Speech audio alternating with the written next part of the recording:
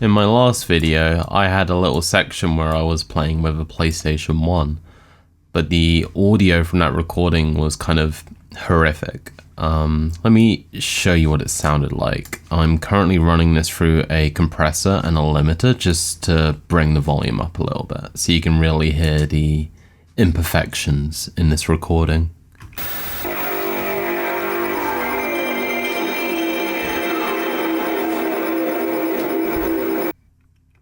It's pretty bad. So I thought it might be helpful to do a quick video walking through how I tackled this particular issue. And I also want to show a free way of tackling this where you don't have to buy any extra plugins. I'm still doing this in Ableton, so it's not completely free, but you should be able to use what I'm going to show you in any DAW like Reaper, which is completely free. First, I'm going to add this audio effect rack. I really like being able to just turn off all of the plugins I'm using in one go to hear a quick before and after, rather than having to turn them off individually. First, I'm going to show you the way that I did it, which uses paid plugins. But if you don't want to learn about this, or you just want to skip to the free way of doing it, if you look in the chapters below, there will be a chapter for the free way of doing this. Most of the time to deal with stuff like this, all you really need is a good EQ and a good way of visualizing what you're hearing. Unless you have really good hearing, which I don't. So the analyzer in Pro Q4 is super helpful. And once I click play, you're going to notice immediately one frequency, which is pretty problematic. Straight away, you can see there about 16 kilohertz.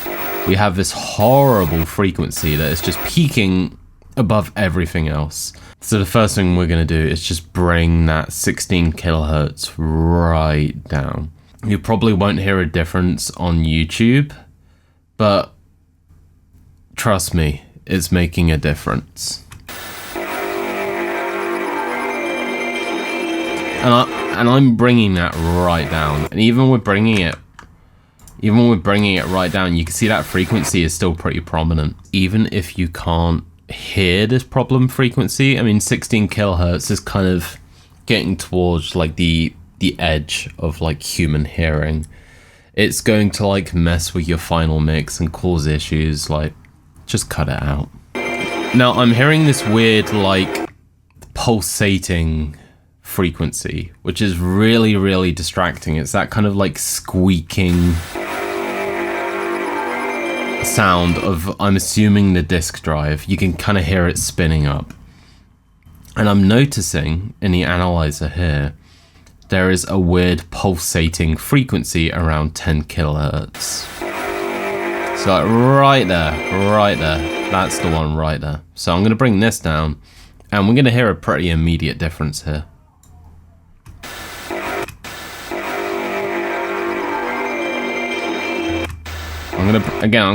I really want you to hear this difference, so I'm bringing it right down, like as far down as I can.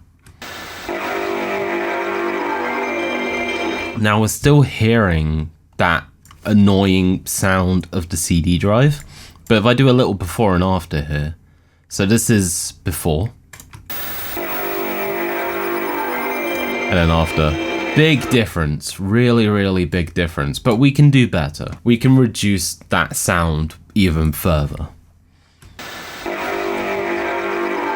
And again, I'm seeing a pulsating frequency at about 5 kilohertz here, so I want to bring this down as well. And when we bring this down, this is going to be where we really start losing that sound of the disk drive at this point. Like, these are its most prominent frequencies to my ears anyway. So give this a listen as I bring this down.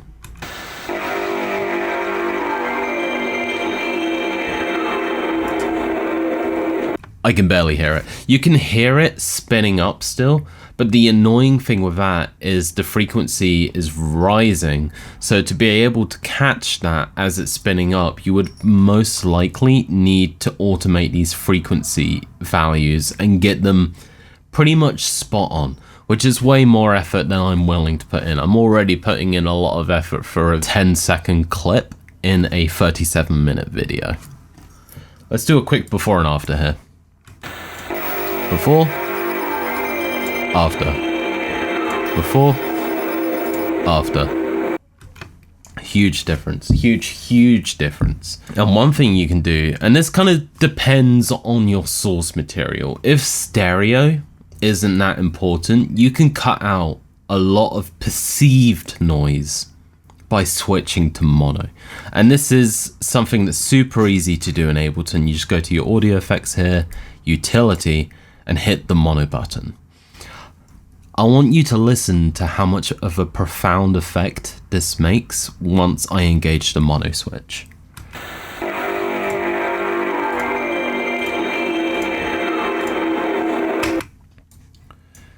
And you can really hear it mostly in this beginning section here. Let's loop that.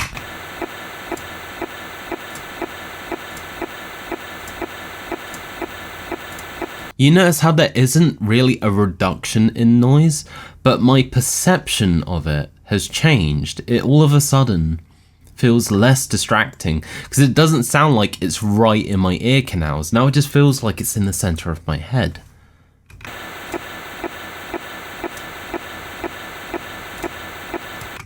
So for this particular clip, stereo isn't that important for me, so I'm going to engage the mono switch. Now, if you really want to clean this clip up, this is the final step, for myself anyway.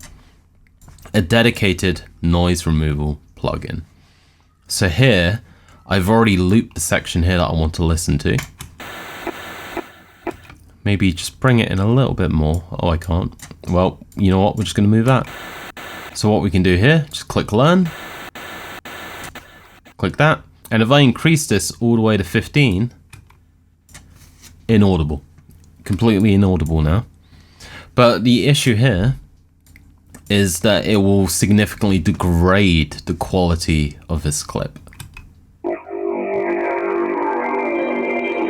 And if you solo the noise, you can hear we're losing a lot of sound that we don't want to lose. Now you can tune it a bit. You can maybe reduce the knee a bit.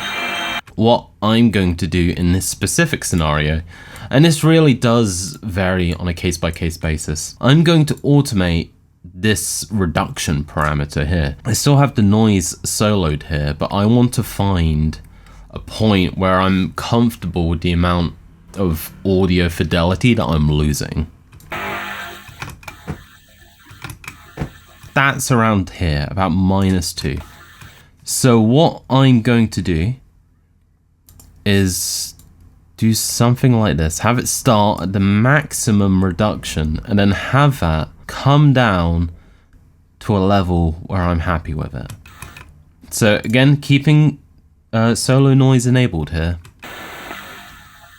I want to make sure I'm not losing anything that I don't want to lose. And I kind of want to maybe just do a little bit something like this maybe. There we go. Okay, I'm gonna disable this option now so we can just hear the actual clip.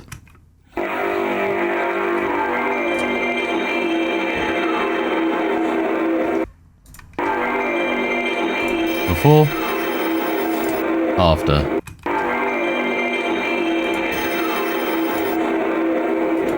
To my ears, I've lost an acceptable amount of audio fidelity to achieve something that sounds good enough. You know, like it does. I can very happily listen to this. I do like in this kind of situation, because I do feel like I'm maybe losing a little bit at the high end. I might throw on, after I've done my entire chain, I might throw on like another EQ, maybe boost the highs a little bit. So this is how I tackled this particular situation using the plugins that I use every day. If I wanted to tackle this without using paid plugins, that's not that difficult. I'm going to use Span, which is a plugin, but it's a free plugin and it's a absolutely smashing plugin. Load up Span, go into settings, bring it in so you can see it. These are my default settings that I stole from Dan Worrell. So I'm going to undo a bunch of this stuff that I've done. I don't really care about low frequencies. If I click play here, you can see there's not really any low frequencies below 200. So I'm just going to remove those from my analyzer because I don't need them. We're going to reduce the range because this isn't a particularly loud clip. So we can bring that down so we can see more of the analyzer. If you want, you can change the slope if you want to see like more of the high end, which I'm actually kind of tempted to do because I want to see more of this area, the 2 to 10K area. So I'm going to do that slope. I'm going to increase our range. This looks pretty good to me. So straight away, we're seeing that about 16K frequency that we first removed. I'm going to get an EQ8. I'm going to put it before the span analyzer so I can see the results of what I'm doing here. And let's see exactly on the analyzer what frequency we want to remove. You can see the frequency here on the top left of the analyzer. That's about 15.6K, so actually not 16K. So let's go dial that in. 15.6K. Put that in. Increase the Q value, because if I do the reduction right now, we're removing all the surrounding frequencies as well, which in this particular case anyway, I don't want to do that. So if I increase the Q, you can see our cut there is becoming a lot more clinical. So I don't think I'm going to increase it all the way up. I just want to make sure I'm minimizing the loss of frequencies here.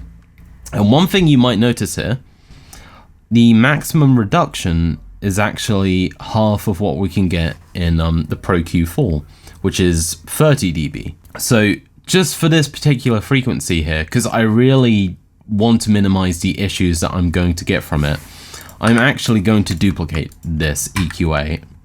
So we are getting that 30 decibel reduction. And that looks a lot better. Now this is the tricky part because we need to identify those pulsating frequencies that were quite easy to identify on the Pro Q4. But luckily, as that CD drive is spinning up, the 10K frequency is catching my eye. Straight away, yeah, I can see that is going to be a problem frequency. So that is around 10.1K. So we're going to dial that in. I'm going to select a different band, 10.1K. Increase the Q, probably to about here maybe. Do our 15 dB reduction and let's hear the difference.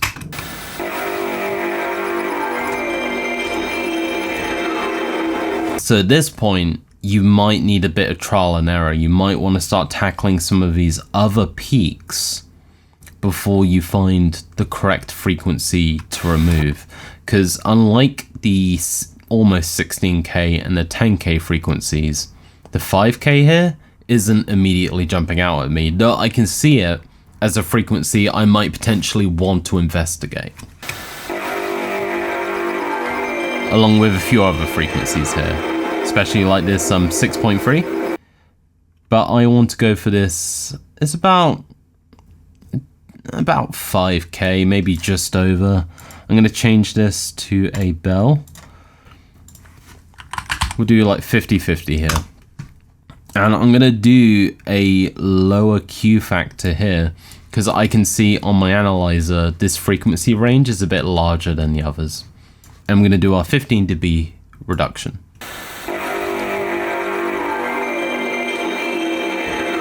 Significantly better. Let's get to this bit here. I want to loop this section and I can show you a before and after.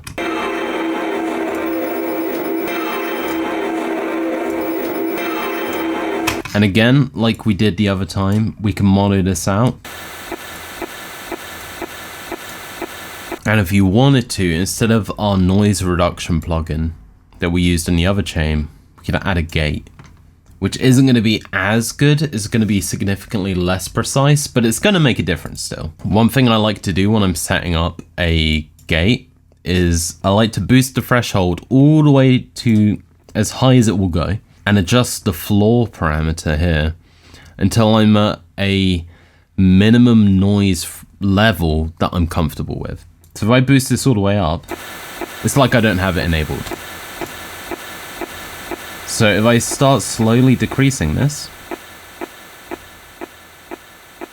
maybe about 10 dB, that's a really nice reduction in noise levels, but it's not going to be like as significant as, reducing this all the way to 40, or I guess all the way to minus infinity. But what you're gonna avoid is the sound of that gate opening and closing, which is super distracting in its own right.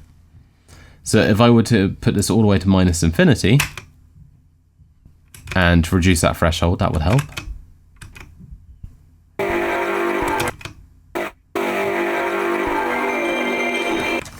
You might be okay with that. For me, I don't like it. I like that little bit of ambient background noise before the gate opens.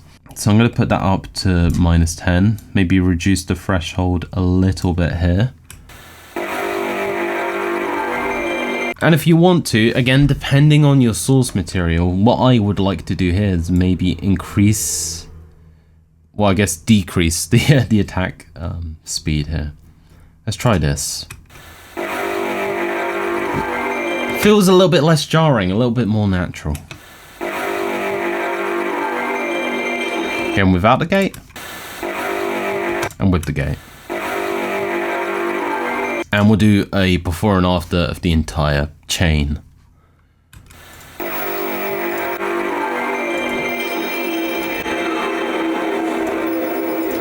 A significant improvement, and only using free plugins, most of which come with Ableton, apart from Span.